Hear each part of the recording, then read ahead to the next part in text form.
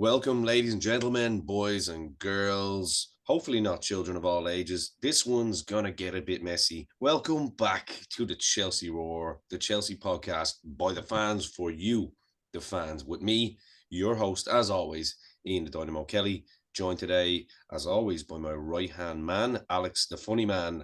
But I don't think he's going to be funny today. Right.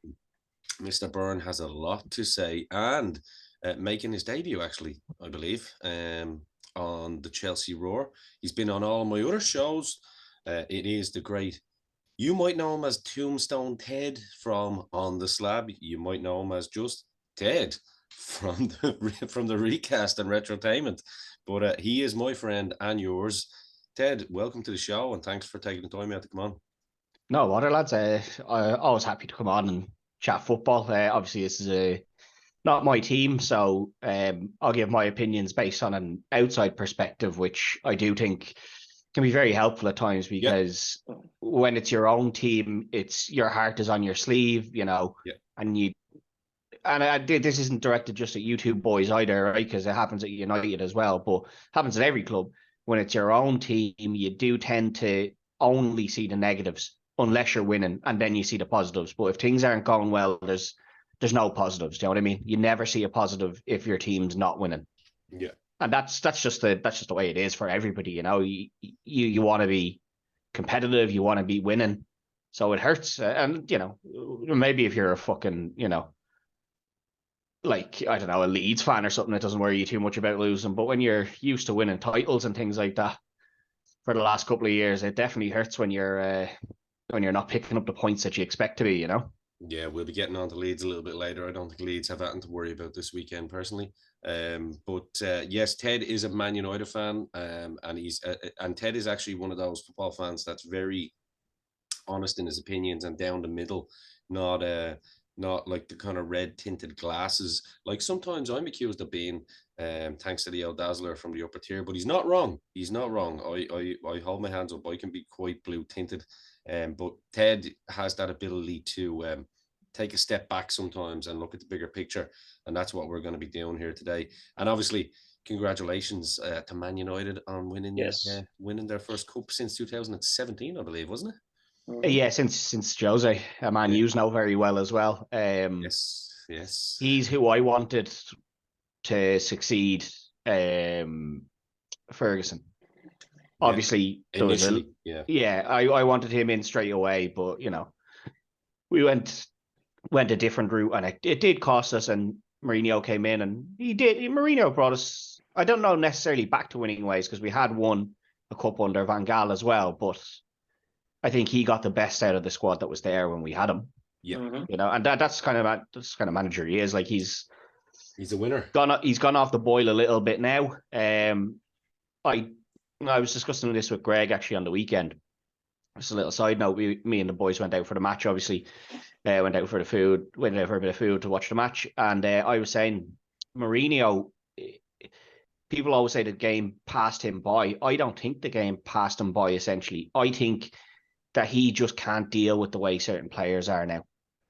Where he's very, I'm going to ask you to do something, and I expect you to do it. There's no, well, I'm not going to be good at that. No, it doesn't matter. If he told John Terry to go up there and play left wing, John Terry would have done it. There wouldn't have been, no one would have questioned him. Whereas players now, no, I don't want to do that.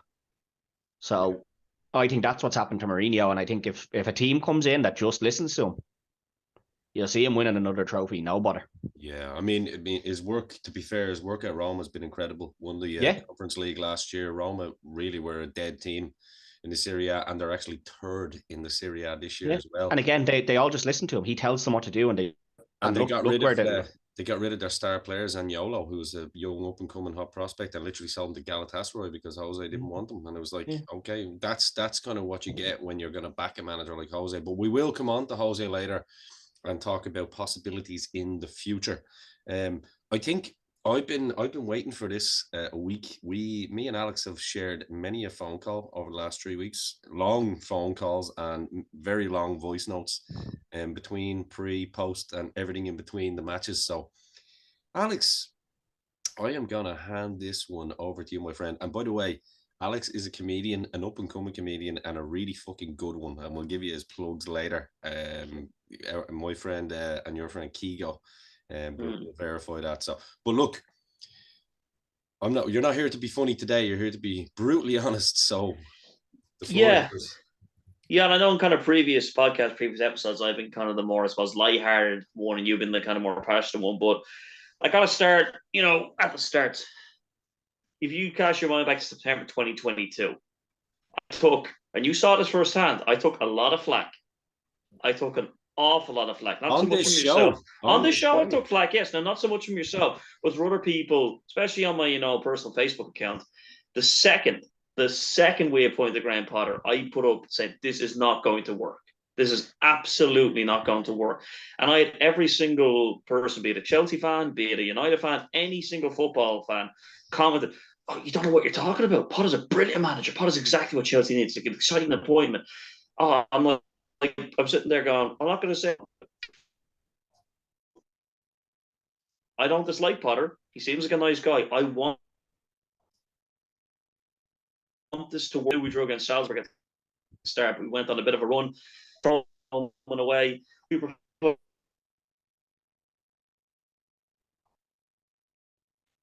saying to me, like, people are saying, oh, you must be regretting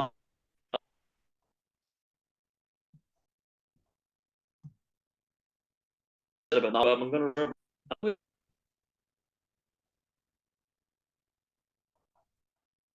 let's see how this goes. Let's see exactly since the let me see. Obviously, up to the World Cup, people were still a bit hit and miss. I think it's ever since the January window. Any Chelsea fan who was basically disagreeing with me, well, 99.9% of them have basically said, you know what, Alex, you called it from day one. We mentioned David Moyes at the start of the show. That's exactly what I said. When we appointed Potter, I think my exact words to you on this show were, this stinks at David Moyes. Absolutely stinks at David Moyes. Because Potter, he's a nice guy. He seems to be a decent, seems to be a decent bloke. Seems to be, a decent mid-table manager. But it's an analogy I said to you at the weekend. You introduced me at the start of the show as an up-and-coming comedian, which I am. I'm not going to go tomorrow to somebody's going to call me and go, oh, Alex, we need you to do the Tree Arena. I'll be like, oh, that's totally out of my depth. I'd be like, it's the same game, but it's totally out of my depth, which is exactly what I feel has happened with Potter. And there's been excuses from the word go, okay, we had the injuries, fair enough. We had to integrate the team, fair enough. He's had the signings, fair enough. But now he has a full squad. He's had 5 months to try and implement this plan. And I wouldn't mind if I was seeing something on the pitch where we were playing a certain way, we're doing a certain thing. There's no cohesion. There's no game plan. There's absolutely nothing looking at this team. And he's come out today. I've seen an article today. He's come out and he said, oh, well, the signings that Todd Bowley has made has undermined my training. I'm like, great. At what point do you admit that this is out of your control, that you are out of your depth? And I'm sitting there going, as much as honest, I didn't want this to happen. And as much as I wanted to be wrong, I said it to you, I hope I'm wrong. From day one, I predicted this is exactly the way this was going to go. Yeah. Interesting that you brought that up there. Just off the top of my head, I did read something earlier, because we know there's brown envelopes at Chelsea. Certain people getting paid to do PR pieces on behalf of whoever it may be. Matt Law, Ben Jacobs, all those guys. I'm not saying they're getting paid, but they're certainly the mouthpieces for the board, and that's okay. I get that. That's just business. You have to have that within the media. When you've got the owner of the Hollywood Forum Free Press owning your football club, it kind of makes sense, doesn't it? But Matt Law, who has kind of been the biggest mouthpiece throughout of all this, and again, I'm using mouthpiece not as a slanderous term. I know some people don't like those particular journalists. I think Ben is a good guy. He's been on the show before. But journalists are going to be journalists. You don't take everything that they say to the bank, because they'll tell you that themselves. Not everything they tell you can be to the bank, because it could be one story 1 second and then it can change very, very quickly. And then you've got egg on your face, as we see with the transfer market. That's why I think Fabrizio Romano and, David Ornstein are so good, because they only give out information once it's 100% legit. Yeah. I heard Matt Law say today that from what he's hearing, they're still backing him, but now it's come down to the thing where questions are being asked from the top. Vivel apparently is not happy with him, doesn't rate him, and the other 3, which is very interesting, are unsure. And Paul Winstanley is one of those who actually worked with him at Brighton. So for But him I think, to be though, unsure is kind of a bit weird. And apparently the next 2 games are yes, pivotal. So that's what I've heard. That's what I've heard about the next 2 games. But the thing is, in my opinion, this Borussia Dortmund game, the second leg, I think, in my opinion, is too big to have him in charge. yes, I mean, that's why I think he should have gone after the Spurs game. I think Bowley should have went straight down into the dressing room and said, "Look, Graham, can you come out? Listen, we need to have a word. This hasn't worked, and I'm sorry." Like Bowley, I think the fact that he spent so much money on the squad, that he spent the £600 million on the squad, he can't just sit there and say this is acceptable. Like, I said this to you on a voice note last week when we lost to Southampton. I said we are officially, in my opinion, the worst team in the league now. We've lost at home to the bottom side, and deservedly. All credit to Southampton; they were great on the day. They deserve that win 100%.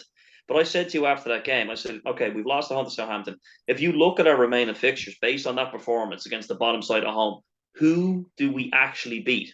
Like, who do we look at and say we're going to win between now and the end of the season? Like, I'm sitting here thinking, are we actually going to win a game of football under this coach between now and the end of the season? And I'm talking about, people are saying, oh, there might be a push for Europe, the Conference League. I'm looking over my shoulder, man. We are 10 points off that relegation zone. And the way we're playing, it's, what is it?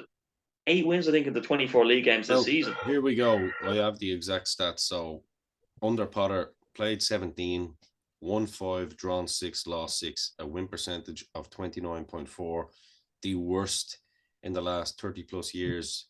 Yep. Of any manager. Now that will, so you can come with the narrative there saying he is officially the worst manager of the last 30 years. Now, depending on who you talk to, someone will, maybe it's because he's English and some of the English boys will defend him because he's English. I don't know. I don't want to throw that nugget out. Ted, I want to bring something to your attention there that Alex mentioned, which is quite scary. That sounds to me like a manager who's really feeling the pressure if you're going to throw your owner under the bus now, and basically blame him bringing in you a brand new war chest of players who are world-class players that I'm pretty much sure any team in the Premier League would have appreciated an Enzo and a Mudryk and, and co, so to speak. Yeah. And listen, the both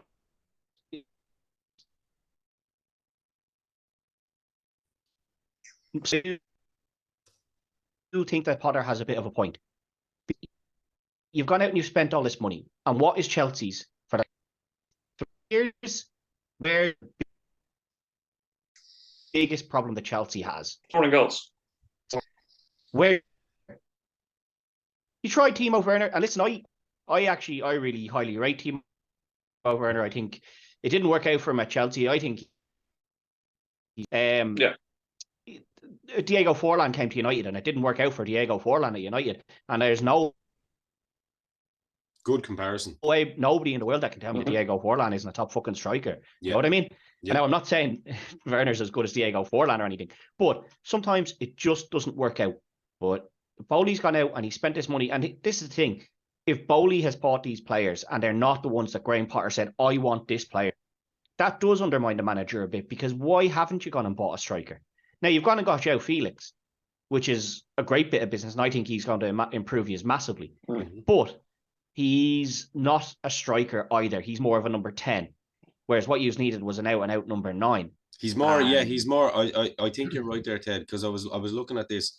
João Felix really where his best position. He's actually not even a number 10. He's even more of a second striker that plays off. A 9.5. A 9, exactly. Yeah. And then you've got Havertz, who's then a number 10, who unfortunately another player who many popped up as a striker, and he's not a striker. He's a number 10. You look at Havertz when he plays as a 10. He's way better. He's because he floats in. He links play. He has those 1-2 little flicks. Very nice. I mean, look.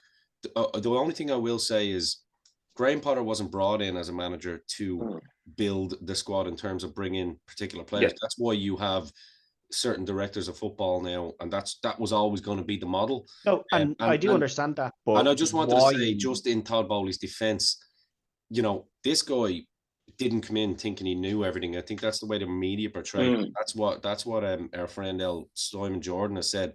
He was taking advice from people that, right, this would be a good fit for Chelsea. If this is the route you want to go, that's the way you should go. So I don't think he wasn't just playing football manager the way the likes No, of Gary Neville and all tried to portray it. I don't think he was, and I think the information he was given isn't incorrect. The players he's signed have been good fits. Yeah. But if I was breaking out a war chest and I was, at Chelsea, I wouldn't be breaking it out on a midfield, and I wouldn't be breaking it out on wingers. I'd have been breaking it out on a fucking striker. Well, we definitely needed a central midfield player. I do believe we needed a central midfield player. I think that with Chelsea. But if you're there and you're Graham Potter and you're going, right, I need a fucking striker, lads. I need a striker. Give me a striker. And they go and they sign Enzo. Good player, not a striker. Joe Felix, good player, not a striker. The information we're getting Modric. from the likes of Matt Law and all, and Graham Potter said himself, is that he doesn't like playing with a number 9. He basically sees himself as a Pep. Like he even said it with when you look at with Brighton, they didn't play with an out-and-out number 9. Yeah. Welbeck played in bits. Yeah. Brighton actually always played with that kind of interchange in front three with the likes of what's the kid's name at fucking Arsenal? Ferguson. Trossard. Trossard. They always had that kind of change of play, and I actually think that's what Potter's problem is. Yes, he tries to be he changes it up too much mid-game, whereas like stick to a basic game plan. You look at when Thomas Tuchel came in after Lampard. Yeah, the first thing he did was went back to basics. Right, what is this squad good at the moment? Because it was the tail end. It was basically the backbone of Antonio Conte's team. So he went, first of all, I'm going to go back to wing backs and a back three, because this is what this team is good at. But to your point, though, about the transfer market, I'd just like to interject about that. Yeah. If you look at Chelsea before that transfer market, Ian, you and I are Chelsea fans, we were screaming for a new midfielder. Yes, absolutely screaming. We were looking at that midfield because Kante's got a long-term injury. Kovacic has been hot and cold. Jorginho wasn't doing it as well. Zachariah got injured. We were sitting there screaming, saying we need a midfielder. When someone like Enzo Fernandez is available, given his profile, what he's done this season and his World Cup, you got to go get him. In terms of the wings, we did need new wingers. Pulisic is going to be out the door in the summer. Ziyech should already be out the door. Yeah, it's a case of we do need to freshen those up, so that the wingers will be going to wingers that we needed. In terms of the defense, Badiashile, I think, was a great signing, because Koulibaly, it hasn't fully worked out for him yet. So I think in Bowley's defense, in terms of a striker in January, yes, we would love to get a top striker, but realistically, halfway through a season, who are you going to bring in as that top striker? Yeah, no, and that was a big issue. Who do you bring in? And that is a big issue. But Enzo, you bring in Enzo, and as good as Enzo is, he's not a defensive midfielder, and no, I agree. That's where Chelsea have struggled massively. And listen, losing Kante, any team's going to hurt, because that man is two players. It doesn't matter. Like, he is two players. He just runs all day, wins the ball back. He can pass a ball. He can do everything. So when you had him, Jorginho and Kovacic, or whatever mixture was playing, he was the forgotten man. And it was the same at Leicester. He was the forgotten man at Leicester, but he's the engine. My opinion, when we won the Champions League in 2021, that was Kante. Kante was the instrumental one. He's the one that won us that trophy in 2021. You even remember in the final, Man City tweeted out famously in the final, we'll have a chance of winning this if we can get past Kante. So he is a massive loss. To your point, it is like losing two players. Remember that one famously when Leicester won the league, they say we play Drinkwater in the middle and Kante on both sides. Yeah. So he is a massive loss, anything we're missing. But at the same time, we did need that freshened up. And Enzo, I think, what is he, 21? That is a good long-term investment for that midfield. Getting him now before somebody else snaps him up. It is, but it's not not that you didn't need that midfielder, but you definitely needed a defensive midfielder. Your man Zachariah was I agree with signing, but unfortunately injured. And that is a lot of what's happened to you. You've lost Reece James. You just have lost Chilwell. Do you know what? We need a defensive midfielder more than we need a striker, and I'll tell you why. Because the problem is that we're not creating enough, because the squad is unbalanced. Yeah, the midfield is unbalanced. So you could put Vlahovic up there, or you could put Victor Osimhen. I can never say his name correctly.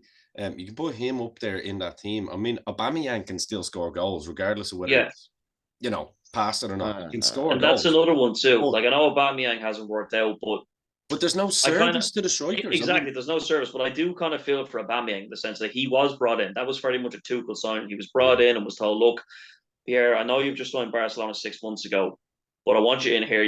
Thomas Tuchel said he's my guy. He's got this reputation. So he's coming to this club and told he's going to play for Tuchel. And then 2 days later, Tuchel sacked.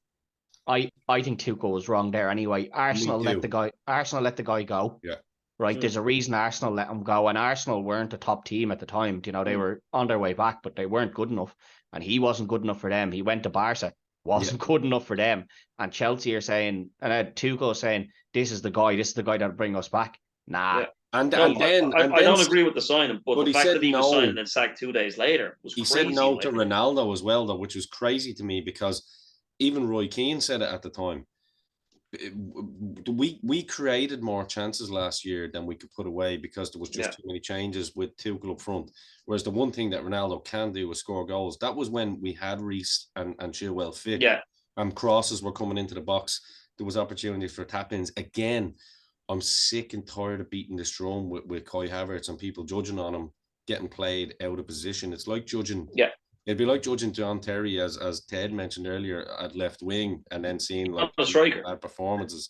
The first thing that Man United done this year, and this is what a real coach and I suppose, backroom staff even will look at it and go, right, well, straight off the bat, McTominay ain't cutting it. So we need a defensive midfield player. They went in and got probably the best one in the world in Casemiro, and that's ultimately changed everything about that team. Now, this Declan Rice thing, I'm not on that train. Never have been. He's a good player. I don't think he's the answer to everything. I think there's plenty of good players out there. I like the fact that we're looking at players like your man Lavia from Southampton. He's been absolutely phenomenal. Yeah. I mean, he's been probably their one bright spot. Yeah, he's 19 and he's literally he's like another N'Golo Kante type guy. Yeah. So I'd rather look at that kind of profile. Let Arsenal go and break the bank for Declan Rice and do that if they want, because United don't need him. That's for sure, because they've got fucking, as I said, the best DM on planet Earth, in my opinion. Yeah. He is 37 though, Casemiro as well. And we dropped 70 mil on him. So although Casemiro's only 30. Is he? Oh, sorry, he was 30, 70. Yeah. He's 30, but he was 70. You were thinking of Thiago Silva there. I was like, but like, he's not worth 70 million, by the way. Thiago Silva. Thiago Silva, I'd still drop 70 million on him. Yeah, no problem. Yeah, but you know what I mean? Like, we dropped 70 million on a guy, and Madrid don't tend to let go of players that are great. Now they've made a mistake here because he is fucking unbelievable, and he's if you have to drop 100 million on a Declan Rice, you have to remember it's Premier League tax. It's coming from a rival of West Ham anyway, and then English tax, all this stuff. I think he'd suit us, and the truth is that Kante isn't going to last us much longer. Unfortunately, the injuries have piled up. The age is getting to him, and I think he'll go down as one of the greatest players in that position in the Premier League. Oh yeah, absolutely. Makelele-esque. Yeah, there'll be no doubt about how great he was, but you do need to replace him. And before he goes again, and that is a big thing, because United had to do it. We had to jump on Sabitzer straight away because we lost Eriksen, and then we lost Casemiro, and it was like, right, well, you're gonna have to jump into Casemiro's spot until he's back as well. So sometimes you do need to just go, right, we'll just have to bite the bullet and hope this works. And I think Declan Rice is proven in the Premier League. If I was any team, I'd be nearly raiding that West Ham team, to be honest. I think especially if they go down. If they go down, you'll get him a... Yeah, well, and then I personally look at what way, if you're talking, we're going to get onto it now. We're looking at a change of manager now coming in the new year. If you look at that squad and you're saying, just for argument's sake, is Zidane, more realistically, I think you're probably looking at Luis Enrique. I hear his name is coming out there a lot today, or even a Pochettino, who I'm not a or a Flick as well, or a Flick. Exactly. You're going to be looking at that two-man pivot in the midfield. One kind of sitting deeper, that'll be the DM. One that's a little bit further up, maybe a 6 and an 8. And without a shadow, without any manager worth of salt, we'll see that Havertz is a number 10. Yeah. So you're either going to have Felix as your furthest forward striker and hope that the two of them can do because they have looked good together. I have to say, they really, really have. Yeah.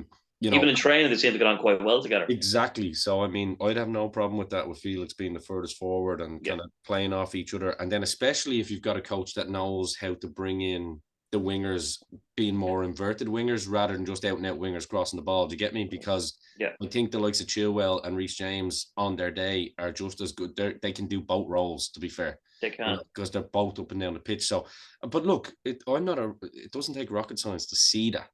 Yeah. And yet we have a manager right now that can't see that and can't utilize it. So, and it's something I used to say when Lampard was the boss. The exact point I used to say about Lampard is the exact point I'll say about Potter is these are good players. Like, let's not make any bones about it. This is a good squad. 600 million pounds players. It's a very good squad. But how can you have this group of players out on the pitch looking so clueless? Yeah, and that is the thing. They look clueless because, and this is my argument. There's no game plan. At first, it was the old players. They need to get rid of some of these players. But Jorginho and all, the attitude is bad. But okay, they're gone now. Some of these players are gone now. Now we've got new players in who are literally only 3-4 games in, and they're looking clueless now as well. I mean, I guarantee you, if Mudryk had have signed for Arsenal, he'd have already scored a couple of goals by now, and would be playing football. He'd have done exactly what Trossard is doing. Scored a couple of. Yeah. The players out there, anything you see in terms of actually somebody doing something as an individual. You saw Raheem Sterling that first half just taking people on. You saw him come on against Southampton. That wasn't anything from the manager. That was him just going, right, look, I'll do it myself. Give me the ball. I'll take people on. And it's crazy to see these players on the sideline. If we go back to Southampton game, when Azpilicueta got his head injury, thankfully he's okay, but he's down for 10 minutes? I don't think Potter spoke to the players. He didn't. He just stood there with his arms folded for the whole thing. I'm like, Graham, you're 1-0 down. Speak to your players. You could actually see videos. I don't know whether you've seen it, Ted. You could actually see videos from the fans that were just sitting over the dugout, and you could see the Southampton manager like G'ing up his team, and they were all shouting at Potter, going, "Talk to your fucking team. Talk to your team." Yeah. I do think there's a bit of a. He is. I'll be honest. He's clueless. He's out of his depth, and he's showing up for what he is. That Brighton setup, has with the Zerbi coming in. It's that was tailor made for any decent manager to come in and do a pretty good job. I'm not undermining that. I've made the point to you. I've made the point to you, and I don't know if I said on the show yet. People talk about the job Potter did at Brighton. He did this outstanding job. Yeah, look, he had them playing decent stuff. I will give him that. He had a 35% win record at Brighton. Yeah. I think in his last 17 games, he's picked up one. The Brighton fans were getting a bit fed up with him last year as well. The Brighton fans were saying, look, he's not all that. And it was a case of, we seemed to almost be annoyed he wasn't approached for the United job. We seemed to be annoyed he wasn't approached for the Tottenham job as well. So, and it's almost like he was waiting for the England job to come along. So I'm sitting there going, okay, he's come in and he's done that, but people are still saying, "Oh, back him, he's this and he's that, he's going to turn it around." But I'm saying, but what exactly are we actually basing this fate on? We're looking at a man who was actually doing with Chelsea exactly what he was doing with Brighton last year, but because it was with Brighton, they looked away, and he'd pick up the odd win, against the United or something like that, and they'd be like, "Oh, what a brilliant young manager." Like this whole thing of Potter ball and him the next rate England manager, I would in any day of the week have Eddie Howe in charge of my team out of him. He's basically, but if you look even at previous managers, look at Mark Hughes, a Blackburn manager. You could argue Mark Hughes did a better job of that Blackburn Rovers team in the mid-2000s than Potter's done here. So, Ian, when we sacked Jose Mourinho in 2007, should we give him the job to Mark Hughes? No. There you go. No, and I think what realistically as well, when we're looking at it, I think he's not done himself any favors with his press conferences and his pre-match interview, his post-match interviews, because I think that was actually ridiculous, bringing in the mental health aspect and all that in there. It's playing on emotions then, and you're getting paid 12 million. If the pressure of that is too much for you and you are suffering, then absolutely then step away. And now anybody who suffers with mental health, anybody who does suffer from mental health as well, it's awful. Yeah, and death threats and shit like that. Fuck you to anyone who done that, basically, and bringing kids into it. I hope they get banned. I hope they get banned from Chelsea for life. Absolutely, because you ain't Chelsea fan. You don't represent us. Banning them, prison. Yeah, that too, mate. You've sent a death threat to somebody. You're threatening somebody's life, and his kids. not just you're out. You've had a few drinks. I'll fucking kill you, mate. Not like that. Not a fucking good. You had to pre-plan sending something to this man. Says fuck you. Get in a fucking cell. Go on, off you go, mate. There's three things in. As soon as you bring race into it, as soon as you bring death threats into it, as soon as you bring any kind of fucking just underhanded derogatory shit, then don't call yourself a Chelsea fan. You're a little keyboard warrior hiding behind a false fucking screen on Twitter. So I don't abide by that. But the rest of it, well, you know, your mental health suffers and this and blah blah blah. And he's always talking in third person too. I don't know, like he's almost become a parody of like a Monty Python character or something. Yeah. And then you know exactly what he's going to say after the game. The lads gave it everything. The boys gave it everything. Yeah. No, they didn't. They didn't give it everything. The boys didn't know what they were doing. As for Mason Mount, I'm going to get myself in some heat here with some of the Chelsea fans. Get rid in the summer. That lad clearly doesn't give a shit. He's going then at the very end, and all he wants to do on social media, looking, he's clapping the away fans. But the away fans have copped onto it. I was telling Ted there earlier. They basically told him to get fucked at the last Tottenham game. They said, "Get the fuck out, go on." See, Potter went right down the tunnel too. Oh, well, Potter knew to go down the tunnel. Yeah. I will ask you though something, right? Because I was listening to the Upper Tier Niall's show, right, and he was discussing Potter. Shout out to the Upper Tier, by the way, of course. And YouTube. He was saying, how often have Chelsea fielded the same 11 in the last few months? And now whether that's through injury, through anything like that, and you know, I think losing Reece James and Ben Chilwell was huge, right? Yeah, because absolutely. You can't play a back five without those two. You don't have you don't have somebody to take those spots, right? We even saw that last season with Tuchel though. I think as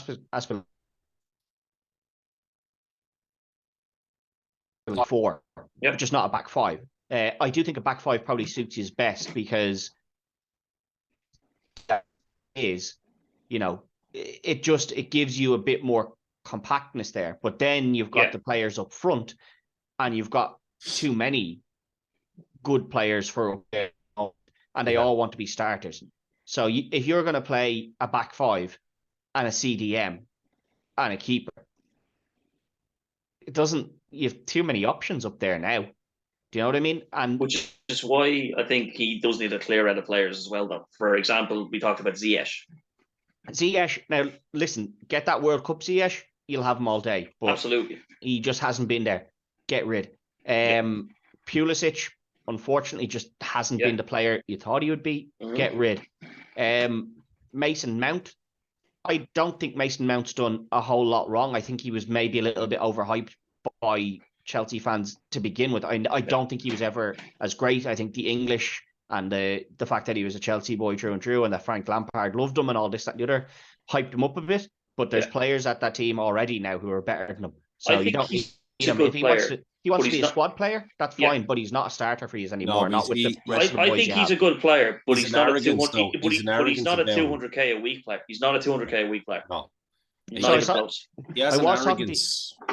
to Ian about this, and I can see where he's coming from. I can see why he's a bit annoyed because now I don't know. Like this is just something I've looked up, and this says what the pay roster is. Mason Mount is on 80 grand a week now at the moment, right? Now I'm not. I wouldn't turn down 80 grand a week, right? Don't get me wrong. And Thiago Silva's on 110, which is criminal, right? But you've got to be sitting there and you're looking at Raheem Sterling, 325, Koulibaly in on 295, and you're like, I've been here the whole time. How's he on 295? Like, Kante 290, well deserved. But unfortunately, been out injured. Reece James 250 again, good service to the club. Yeah, Fofana walking much better, much bigger. Yeah, but it's Fofana's walking in on 200k, Chilwell 190, Aspilicueta's on 180, and you're looking there and you're going, he's been a great servant to the club, but he's on 100 grand more than me. Cucurella coming in on 175, Aubameyang 160, Fernandez 170, Kepa 150. Now Kepa has had a resurgence, but you know Kepa did use dirty as well at one point and things like that. And if you're a Mason Mount, only in one game though, to be fair, and he only done his manager dirty. I mean that boy's loyalty to the club when he never complained.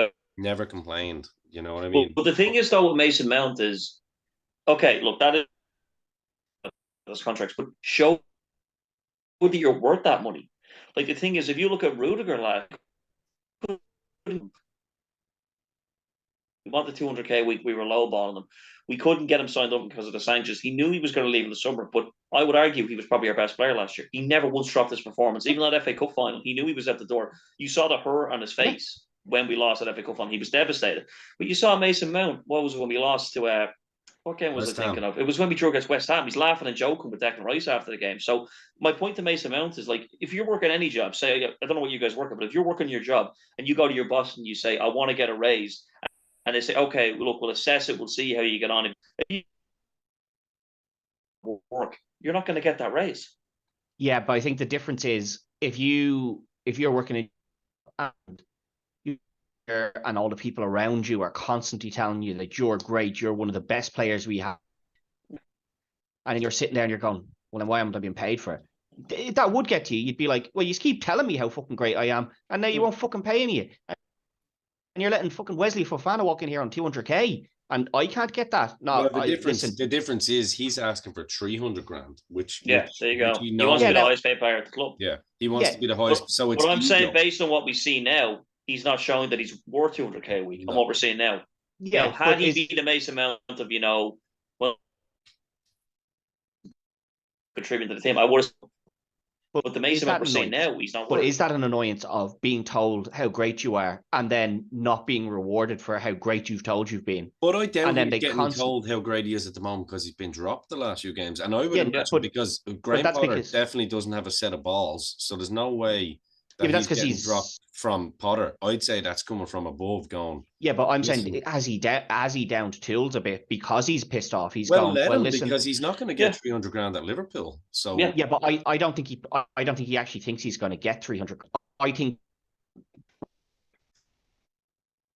No, but I think his main thing is that he doesn't. He won't give me the money. No, I'm got. Sorry. I don't know what you're saying. Yeah, no, he's coming in and he's saying, give me 300, knowing they won't give it to him, and that he might get 150. Do you know what I mean?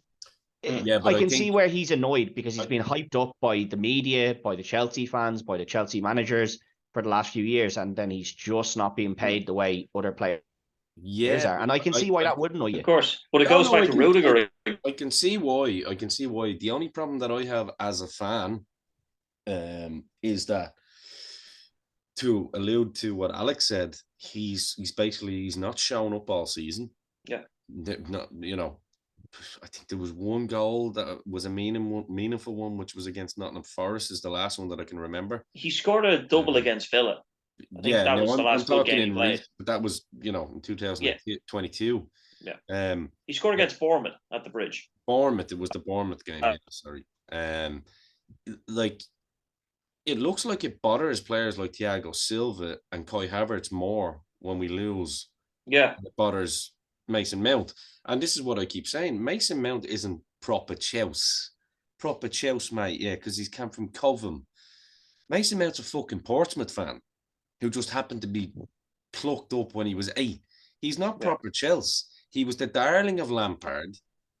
Another fucking player that was meant to be proper Chelsea, and we know what he fucking done. So, no offense, greatest ever goal scorer and all that shit, but let's be real.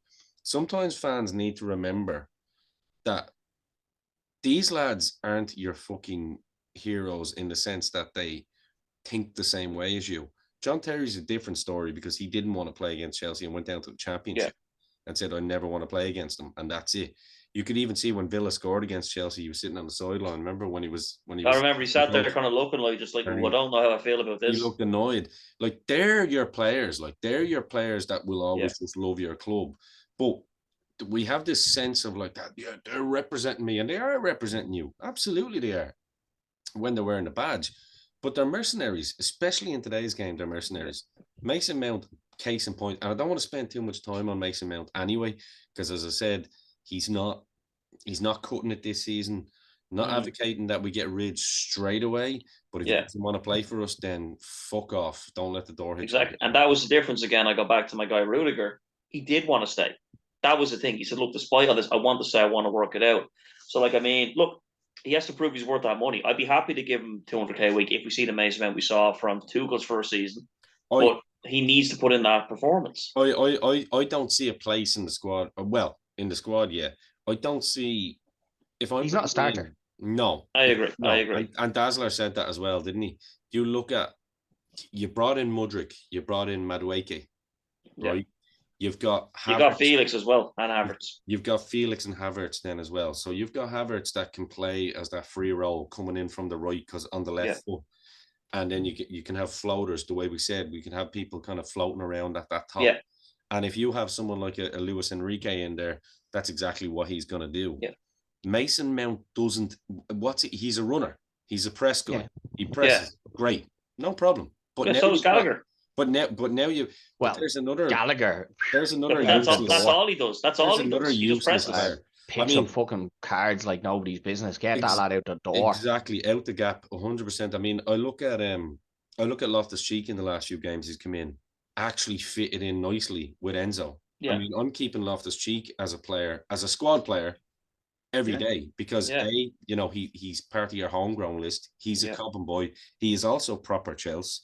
I think unfortunately with Ruben, he legitimately is now 28. He's not a prospect anymore, but injuries have just caught up with him. I was going to say, I think his injuries, like he looked like he was going to be, he looked like he was going to be something else, and then the injuries just done him. Perfect as a squad player. You know what I mean? One question I have about this team lately, we see the problems in midfield, and we see the problems going forward and breaking up.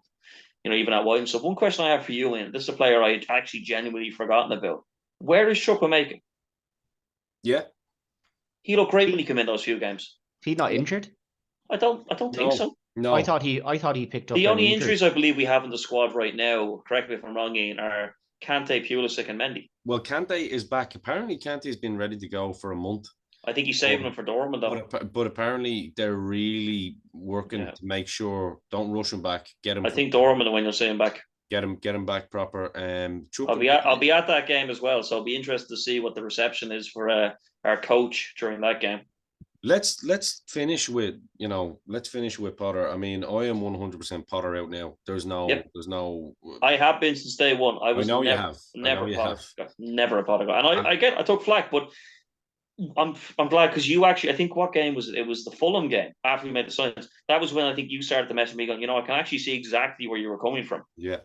I mean, you can't just bring one, and Fulham was actually a star-studded performance from one player, and that was Joe Felix. And then unfortunately, he got a little bit overzealous and got himself. Well, I'm talking about the home game, the 0-0 at the Bridge. That's when I think you properly started to be like, what? I see what you mean. That was the one, and I was looking at it. I was just looking at his interviews. I was listening to it, and I was like his body language, and I was looking at him on the side of the pitch, and I was like, boom. And when he left Ziyech on for you as well. Ziyech, I mean, if ever a man doesn't give a shit about being at a club, and like, here's where he hasn't got a set of balls. Now they're like, oh, let's keep Ziyech happy. A player that clearly doesn't want to be there anymore, and yet you've got to sign in Mudryk for 88 million. But you're willing to actually ruin that kid's confidence by keeping him on the... Like, how does anyone explain to me, logically, maybe you can't, Ted, from the outside, and I'm all ears, how do you explain to me, even before we conceded the second goal on the set piece, and like at Potter, second goal was a set piece? Yeah, it was, but you didn't organise your team correctly enough to deal with. But anyway, I digress. How do you even think of bringing Aubameyang and Mudryk on with 10 minutes to go when you haven't changed? Like, he literally made a couple of changes. 65 minutes in, he brought Zakaria on. Exactly. So it just baffles me. And then still nothing. Nothing. There was no actual. There's no style of play. There's no identity. And I dare say that the truth is that the individual players have actually regressed rather than progressed. They have not developed under Potter in any way, shape, or form. There's not one player that you can look at there and go, oh, he's developed him all right, though. I'm excited for him because we're still relying on 37-year-old Thiago Silva. I could say maybe he's progressed Kepa. That's about it. Yeah, but Kepa, I think, there was always a good goalkeeper in there. The two most alarming ones for me, Ian, is that if you look at the last couple of games, Chilwell and James do not look at it whatsoever, and they were our two bright hopes. And they don't look unfit, so it's just like it's the role that they're asking. But the heads down.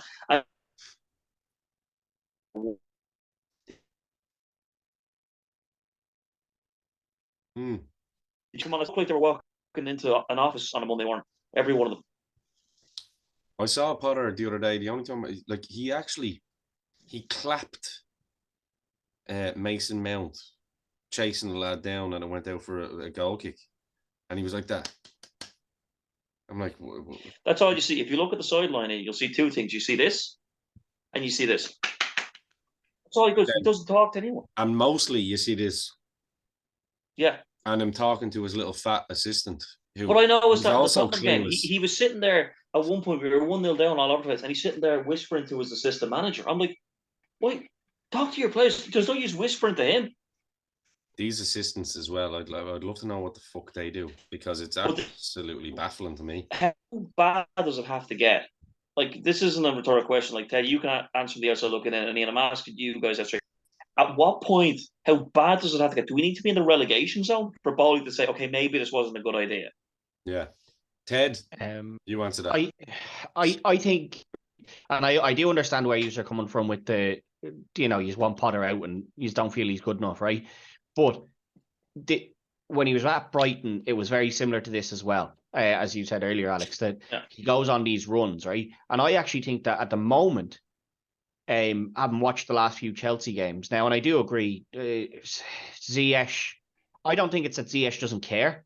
I think he's just one of those players that when he plays for his country, something just clicks in him, and he's just good for his country. And I think no matter what club you send him to, like Pulisic. Yeah, I think no matter what club you send him to, he's just not going to be as good as he is for his country. And that's just, some players are just like that. You have players that couldn't play for their country. 1 second as well, Ted. Podolski. Yeah, again, another one, just so good for their country. Just don't. I think not even that he's been tactically brilliant or anything like that, but I think you have been playing very well recently. The chances have been created. Like, chances are being made, and people aren't finishing them, and that can't be on Potter. And I say this about every manager. That was only one game, though. That was just the Dortmund game, in my opinion. That was just the Dortmund game, in my opinion. But Ted, like, you've obviously been United fan throughout the years. Yeah, I know with Ole. Okay, Ole had his moments. He had his moments with runs. He was basically, he was great for beating City. You'd always know you give City a good game. He was actually had a good record against us, I believe, as well. I don't think we beat Ole in the league. Yeah, he loved fucking playing Chelsea. He did. But it was a case of, and you stuck with him for a while. You had your manager, by the way. There you go. But you had your highs, you had your lows with Ole. And there were certain moments where you were like, okay, he has to go. And then it was a case of, there were some great runs to be on. I know we finished second in the league. I think it was in 2021. I'm not mistaken. He finished second in the league. Yeah. But last year, when it was, I can't remember what game it was for. When they lost 4-1 to Watford, I think everybody said, okay, he has to go. But you've seen from bringing in a proven winner in Ten Hag what that does to a team like that. Look at Thomas Tuchel. Thomas Tuchel came into this club. He came into Chelsea January. I can't remember. It was January, February 2021. When in 3-4 months he won the Champions League. Because he had a proven track record of, I'm all for backing the manager. I'm all for trusting the process. I am all for, let's get behind him, let's back him. But my point with Potter is, what is this basis on to back this guy and give him blind faith? No, I do, and I do understand that, but I do think, like, the last couple of games I have watched, Chelsea have created chances. Like, there's been hitting the post, keepers have made good saves. It's just been blazed wide. And the chances are being created. And I think that once, one of them goes in, like, you get one game where one or two of those go in for a couple of different players, and that confidence gets built up. Like, if you get Havertz gets one and Felix gets one, and then say Modric or something gets one, right? I think if the three of them can get a goal in, like, either in one game or kind of one or two games, I think you'll start to see a flow, and I think you'll go on a massive, like, a big winning streak there, or draws with the likes of City and stuff, which are you can't snuff at a draw to City either at the same time. Like, they're an animal. So I do think that the style of play maybe isn't great, but I do think chances are being created. And I think once the players start getting the confidence back, and I do think that's one of the things with Chilwell and with Reece James, there seems to be a lack of confidence, whether that's they're just coming back from injury and they're worried, especially Chilwell, who's had a lot of injuries quite recently. I think there's a bit of a worry in him to do certain things, that he's worried he's going to pick up another injury. And that's something that needs to be addressed on the training ground, give him a lighter training schedule or whatever. When Hazard played for you, he had Yeah, he didn't train. Didn't care. And he was injured the whole time. So sometimes He's some players injured, yeah. just need that and everyone around you. But To your that might point, be though, kind of Ted, the thing to do with Chilwell. Just someone to just let him build back up and go. Yeah, I'm not. But in the these last few aren't games, players that we've these aren't been players playing that lack well. confidence either. Do you know what I mean? Like this is confidence should come from your manager. If you're paying a manager 12 million a year, he has a job to do. A, to set you up tactically, you know, to the best of his ability, but also to the best of the ability of the players that he's utilizing. He's had 6 months now to do that, and there's still no identity at Chelsea. Yeah, you don't know how they're going to play. Like even Maurizio Sarri, for as detrimental as we would give out about him, we used to be pulling our hair out saying, Jesus, he never changes the system. He had a system. You could see exactly where it go his first game, exactly how you wanted Chelsea to play. Yeah, I think like if I asked you now, like if you were to put your manager for the day and you get to put out the squad, what do you? I can know tell what you I off the mean? bat. I can tell you off the bat. And I think I can too. for me, I'd probably struggle because I think if you want to play Thiago Silva, you want to play a back three with two wing backs, but that leaves you short up top, and you have too much talent up top to not have a lot of those players on. So that means dropping back to a back four, and I think that's. I think the back four is our system now, and I think Thiago Silva has shown that because you have Badia. He can still do it. He can still do it because Badia Shield now is his. So essentially, Badia Shield is his legs, and he's constantly talking to him. And Thiago Silva's so good at reading the game that it's been very rare in recent weeks that we've seen any issues with that because Reece James has been back. When you've got Azpilicueta, unfortunately, he doesn't have the legs anymore. That's when he kind of exposes too many players. And unfortunately, in Azpilicueta's head, he still thinks he's, but like, you're talking Kepa's definitely starting, right? Well, Kepa, and Chilwell. But then I would be going with the 4-2-3-1, 100%. I mean, when Kante is fit, it's Kante and Enzo. And that's but I'm talking like now, like the last few weeks. So Ruben, 100% is the starter. In terms of fit players at the moment, look, I think to be honest with you, most of the team he picked against Spurs, well, with exception of one or two, my team against Spurs, if everybody, I know we have the injuries. My own personal team against Spurs would have been Kepa in goals. The fullbacks picked themselves. I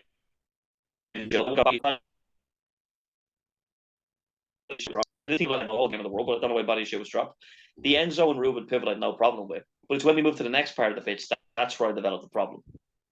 Personally, I would have in the middle, switching and stuff like that, interjecting with each other. But on the wings, you got to play the boy Mudryk, and you have to see more of Madueke.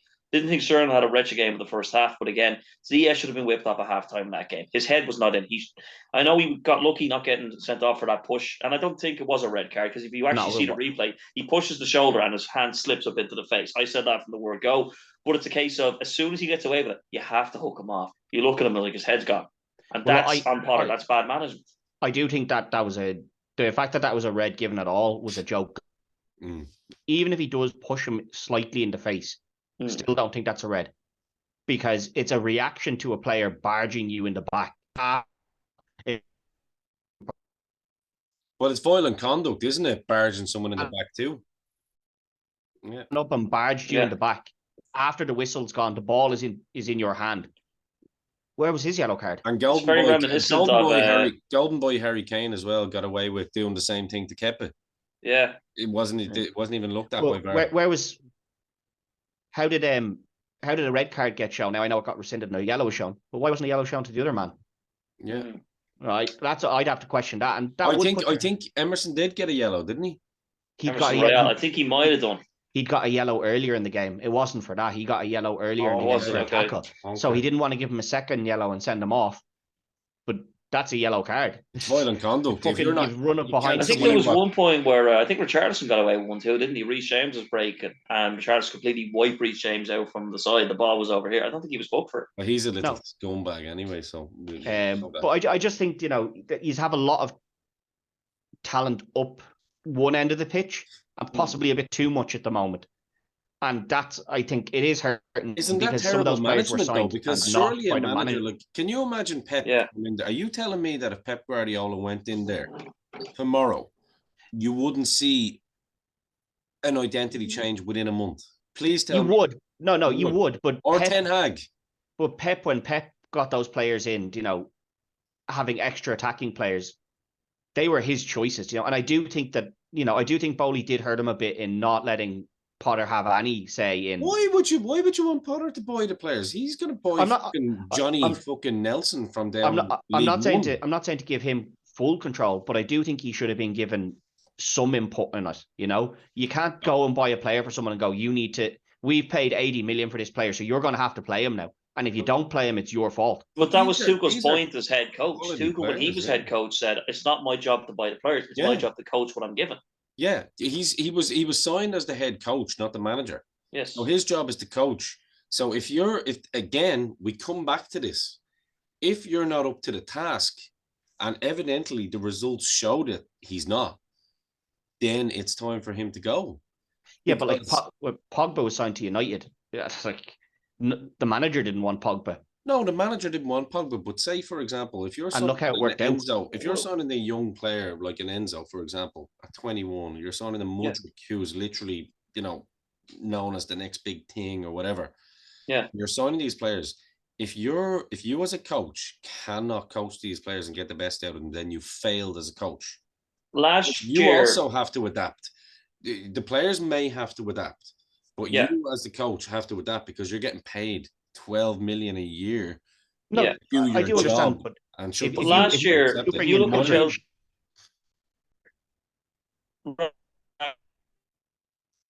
third or fourth choice striker, Haaland was number one, didn't get him. I think Lewandowski was after that. I don't know who was. Look, I think we were even looking at Ronaldo last year as well. I don't think we were. I'd probably get my wires crossed. But Lukaku wasn't top of that list.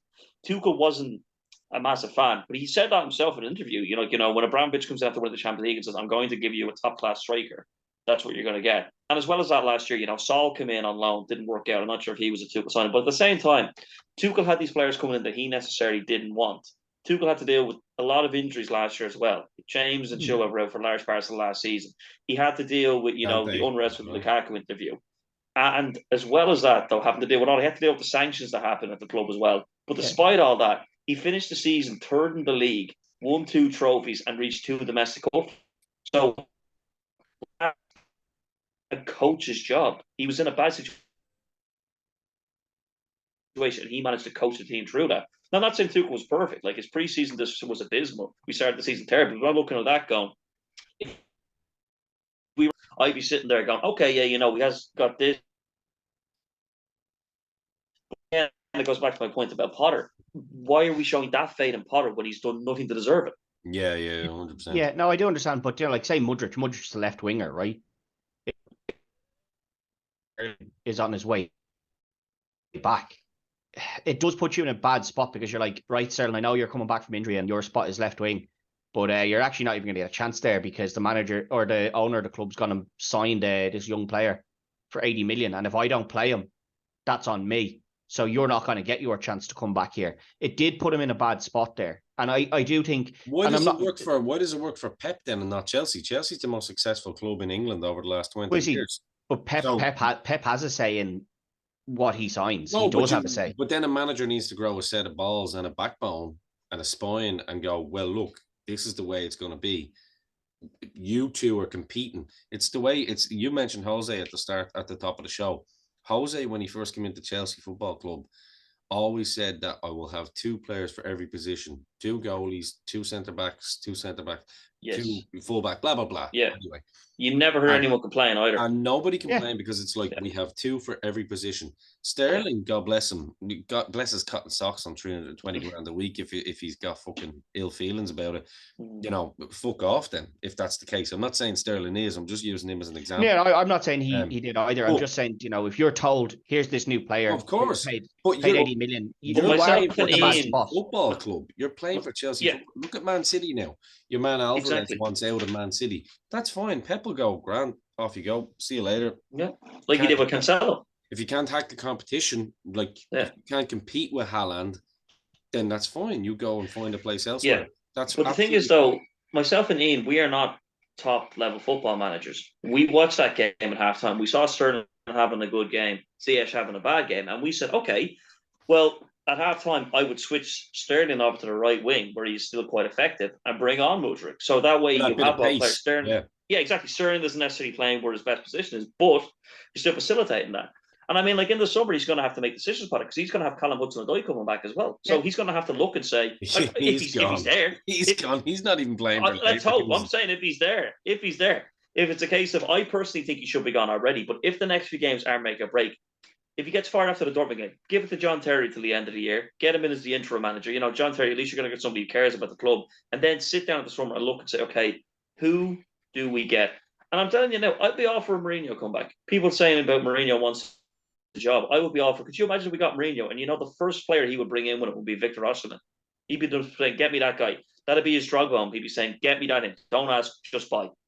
And he'd put a system into place to get the best out of that, to score goals. He got the best out of players. Like, I mean, how many players have you heard say Mourinho may be better? The amount of players that you say, you know, look at Lampard. Lampard, he's well, Lampard's better than Potter. I'm just saying, but he's done more for us than Potter. Look at the table. Look at the stats. He is statistically a better manager for us than Potter was. So was Ian Porterfield. Shout out to Ian Porterfield. I would shout out, give Ian Porterfield some love. I would actually say personally, listen, I love Jose Mourinho. I'm never gonna say no to Jose round 3. I personally think for this squad, judging by what Ted was saying as well, looking from the outside, I would love to see a Luis Enrique come in there, because I think the style of football he had Barcelona playing and all that as well, and even Spain. I know problem Spain, like they really did kind of suffer with injuries, and they were he was dealing with Spain at the tail end of that great generation, you know, Iniesta and Xavi retiring and trying to build a new breed in. So and he's a club manager, you know what I mean? So I think personally Luis Enrique would be my shout purely based on that, because I think he would create that free flowing football. You've got a lot of that kind of Latin passion, that Latino heat in the Chelsea dressing room, with some of the Steeler wrestling phrase. There you go. I just think it would be very interesting to see what he would do with that front lineup in particular. I think that with this appointment, whoever we were to get in, I remember saying to you, I think on this show as well, Ian, when Tuchel got sacked, I said to you, whoever we get in my opinion, will be a downgrade. However, I'm saying this in regards to Potter, whoever we get in, I think will be an upgrade. Well, listen, I have no problem with Pochettino. I don't care what anyone says. Like, the only thing that people have an issue with Pochettino is that he managed Spurs. But like at the end of the day, what he done with Southampton was fantastic. What he done with Spurs was fantastic. First time in 28 years, he actually got them to cup finals. But he wouldn't be my. But had we gone Butler? No, he is a butler, and that's what I'm saying. He wouldn't be my cup of tea. But like, the problem is, we literally have an empty bottle now. I'd at least like someone with a glass half full. You know what I mean? I'm proud of that one actually. It's just more for me. Yeah, go ahead.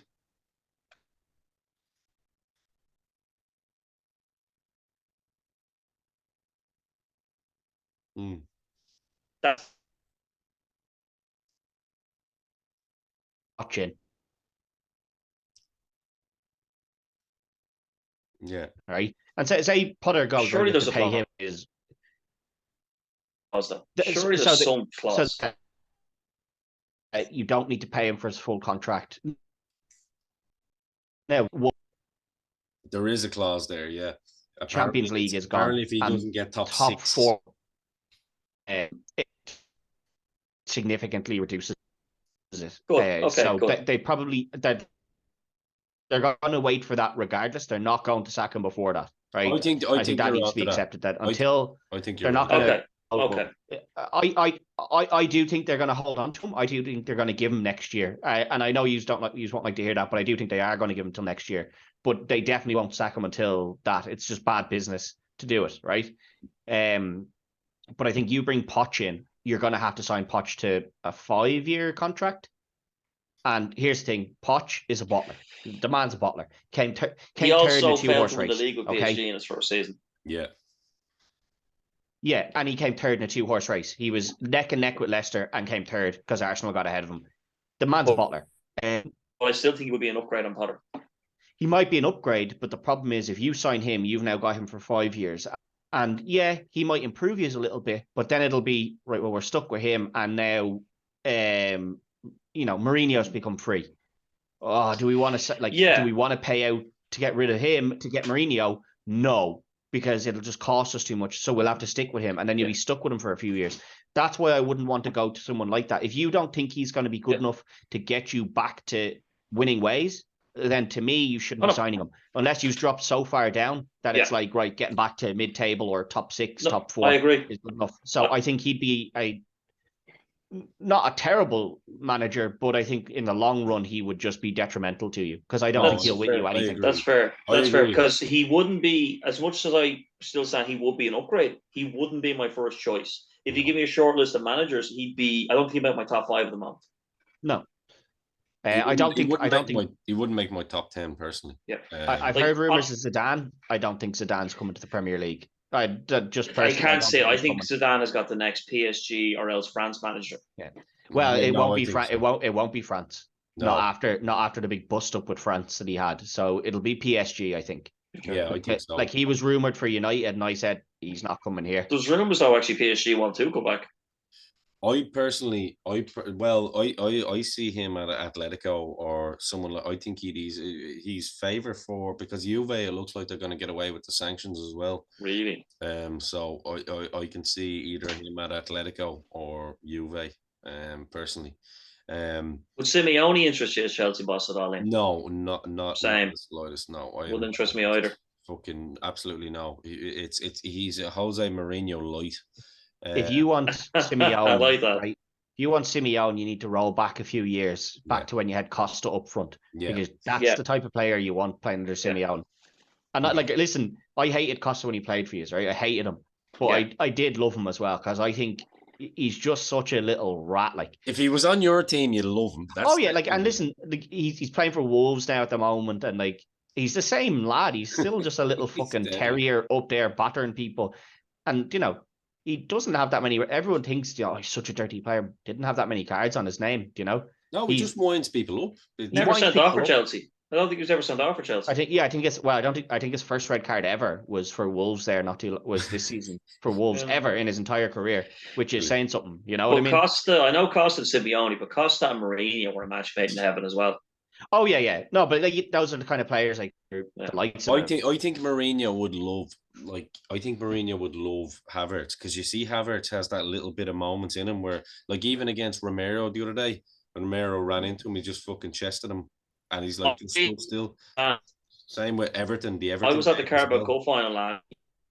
Yeah, but I was at the Carabao Cup final last year. Think about Con.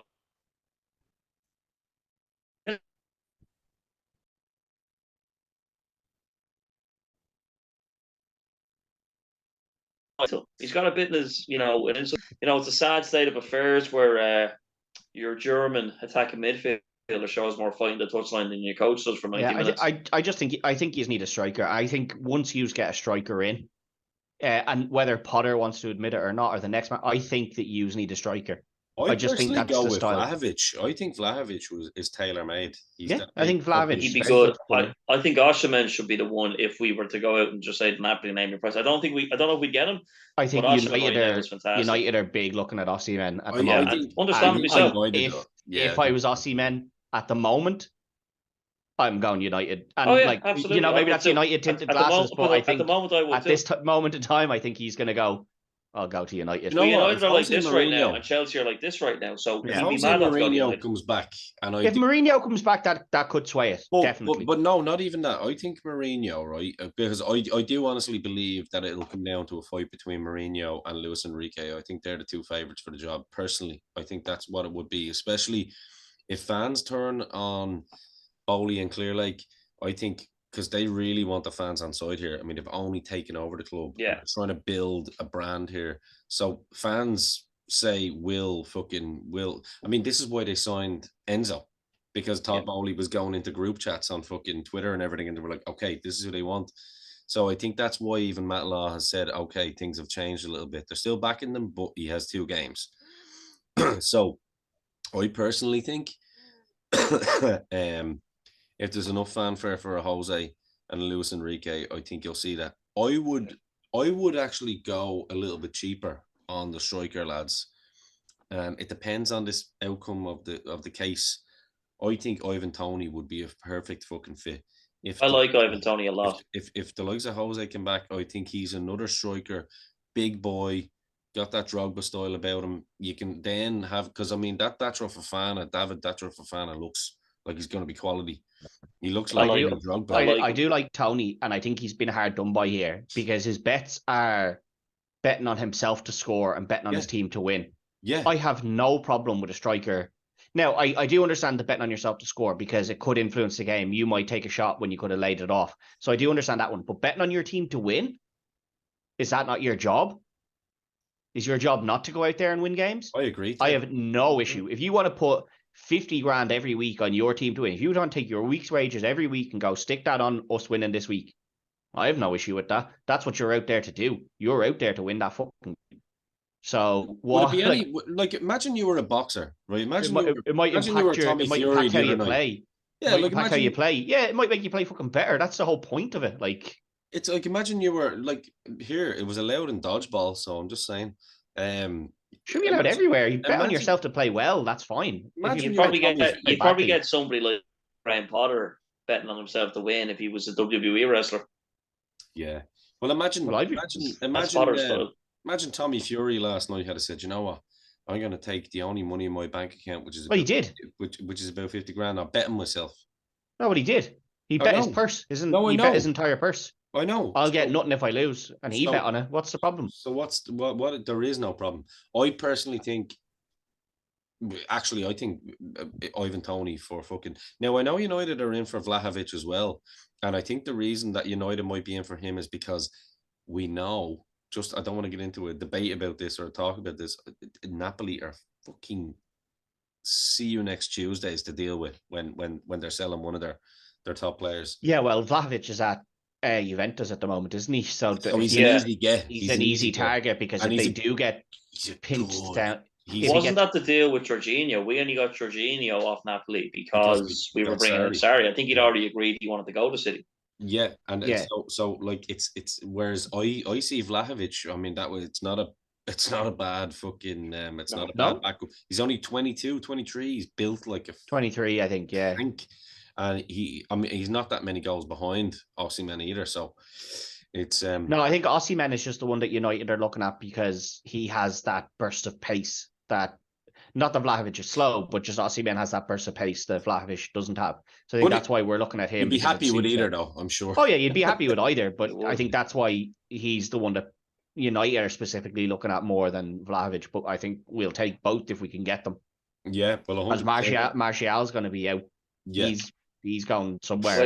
When you see Ian, we'll just take Lukaku back from his loan. No, I think Ivan Toney. I'm hearing. He's got Martial, lads. I'm hearing talks about Ivan Toney. I'm sure we can.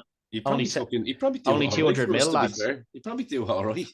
But yeah, I like the idea of Ivan Toney, and it goes back to that whole Premier League proven thing as well, doesn't it?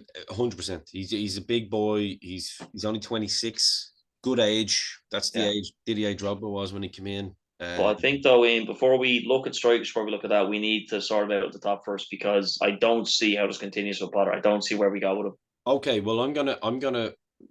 This is how we're gonna end up. We're gonna do something fun here, and one word answer. before we wrap it up. Okay. I want you just to say who will be the Chelsea manager. Honestly now, not who you hope, who you honestly think will be the Chelsea manager come the first game of next season. Who do I think will be the Chelsea manager? One word. You've already said too much. Gonna disqualify you now. Potter.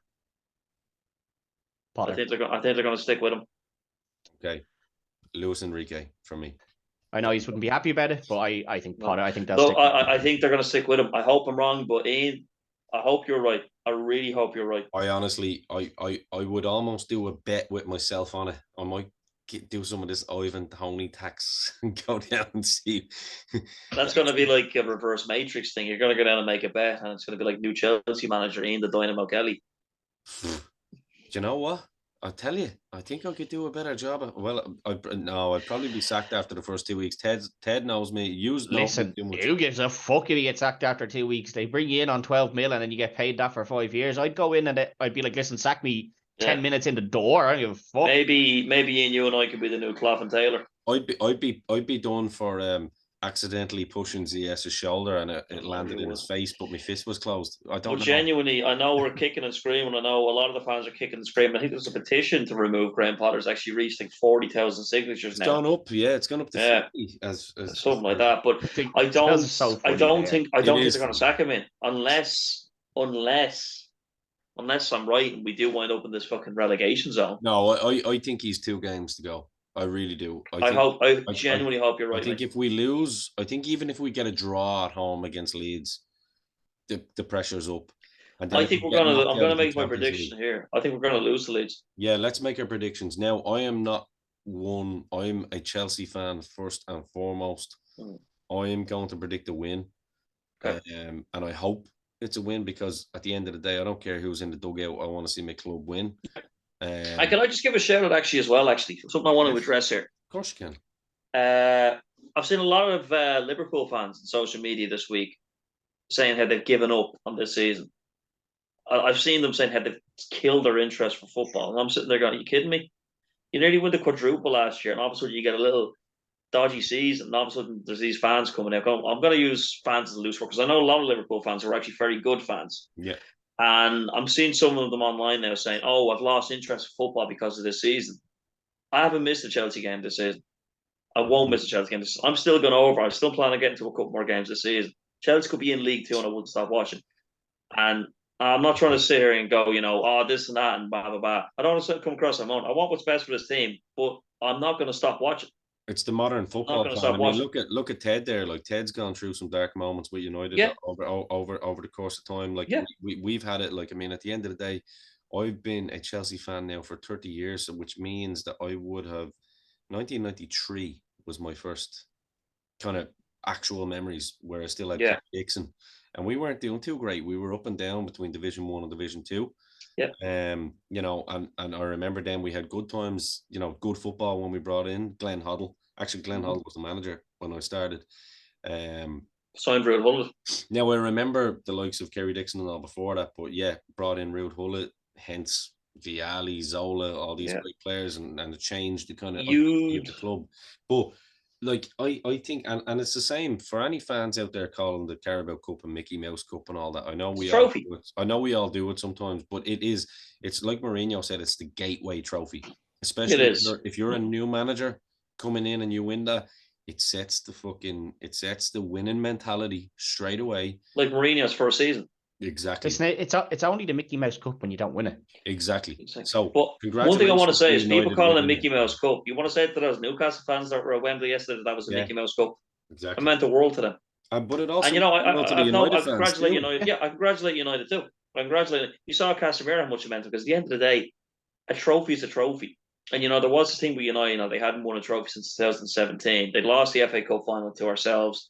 They'd lost a couple of. I think it was one or two Europa League finals that they lost. They lost the Europa League final and then lost the semi-finals the year that before. Was it. Yeah. But they needed that. Because could you imagine if Chelsea had gone 6 years without winning a trophy? You take anything. Absolutely. You take the Interfares Cup if it was still a thing.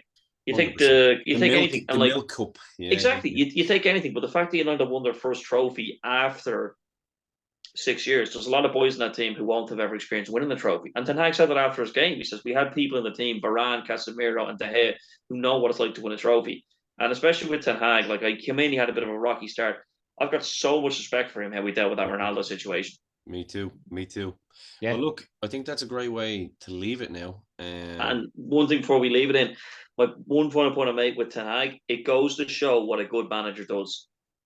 Yeah, 100%. I agree. I'm in 100% agreement. It's clubs have progressed like Arsenal, United, and we've regressed this season. Yeah. So I hope Todd Bowley and co are actually listening, because it's all well and good buying a new club, saving us from, everything they did, which I appreciate. I'll always be forever grateful to Bowley and Clear Lake. So I want to make that very clear. But it's time to put the ego aside and admit that you got it wrong with this managerial appointment. And the people that I would be sacking along with Potter are the people that advised it in the first place. Absolutely. So, until next week, for me, Ian Dynamo Kelly, for Ted, which you can catch over on Recast. Ted, where can they find you? Yeah, just on all the socials. It's I think it's Retrotainment1 on all the socials, and then on YouTube it's Retrotainment, which we just do Retrotainment Recast on now. The last episode that went up was V for Vendetta. Yeah, so give them a follow. And I know they recorded a really cool one last night as well, which I'm not going to say. Well, we can't say it. We can say it. There's a follow there now. Yeah, good man. There we go. We can actually say it. They recorded Hollow Man, which is actually a really cool movie and a personal favorite of mine. So I can't wait to see that. Go and check it out. It's great fun. I've been on one. I've made one appearance or two appearances now. You've done 2 Halloween ones. Two Halloween ones, yeah. Remember, you drew the first one, which was Beetlejuice. It was Beetlejuice. Possibly. Yeah. Was Beetlejuice the first one, and then Jaws was the... I didn't do Beetlejuice. Jaws was my second one. Jaws was the second. It was definitely a horror. I can't remember. It was a horror. Yeah. I can't remember either now at this point. But it was great fun. Great concept for a show. One of my favorite shows to watch. If you're ever just sitting and you've nothing to do, it's actually the best show to just sit and watch, because it actually makes your mind think. You're going, actually, who would I have in that role? So the premise of it is that they pick maybe 3 to 4 to 5 key characters from a movie, only key characters, and you have to recast them with modern actors. It's fucking fantastic. Sounds almost like what we're doing with Potter in this podcast as well. Absolutely, yeah, that's true. And Alex, of course, give people your plugs, where people can find you, what you got coming up. You're going to be making people hell, you're going to be making people laugh, and you're going to be stealing people's women. So go for it.